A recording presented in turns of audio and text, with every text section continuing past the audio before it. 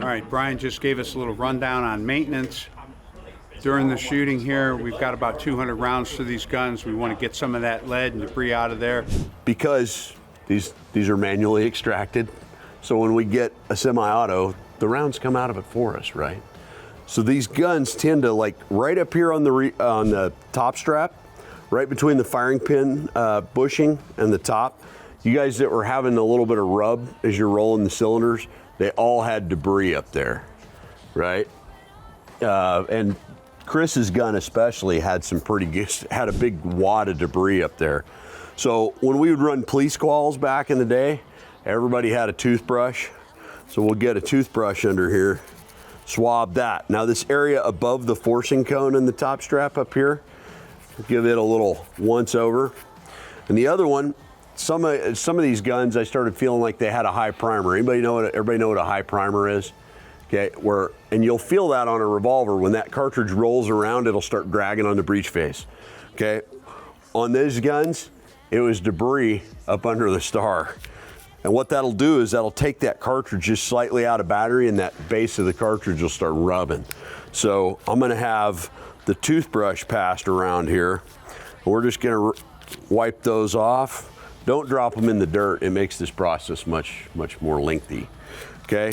Next thing I'm gonna do is I'm gonna come in here and swab the forcing cone out just a bit, because these guns are getting really dirty. That's dirty. Now notice we've only had about 200-ish maybe rounds through these guns, and that's about where you're gonna need to start cleaning them. But if you're just trying to keep them running through, you got a couple hundred rounds, you're out plinking, shooting, training, whatever, keep a brush, bristle brush. Brush, brushy, brush. And stay on top of it. So like they say, hey, okay, reload your guns and holster.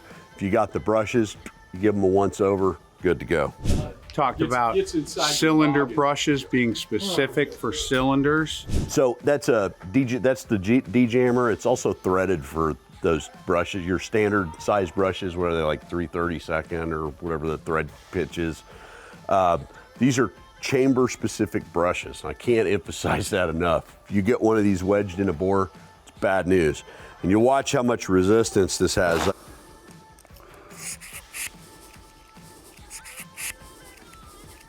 Anybody see how much debris floated out of there when we pushed it through?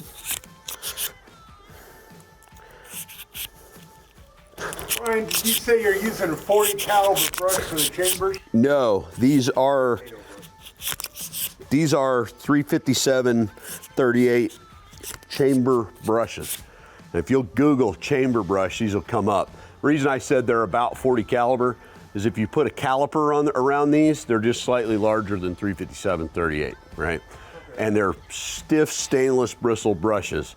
You don't want to get after a titanium cylinder.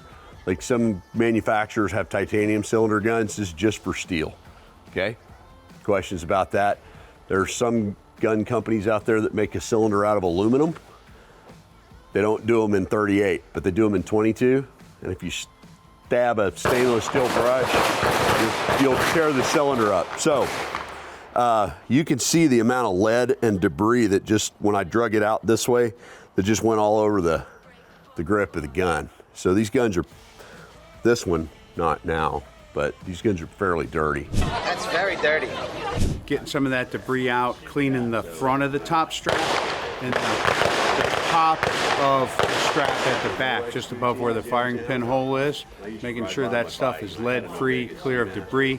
You also talked about brushing underneath the star ejector, because if there's any debris under there, it holds that star ejector up, and then you get a rougher trigger press. To see all of Gun Talk's content, go to guntalk.com, guntalktv.com, or sign up for the Gun Talk newsletter.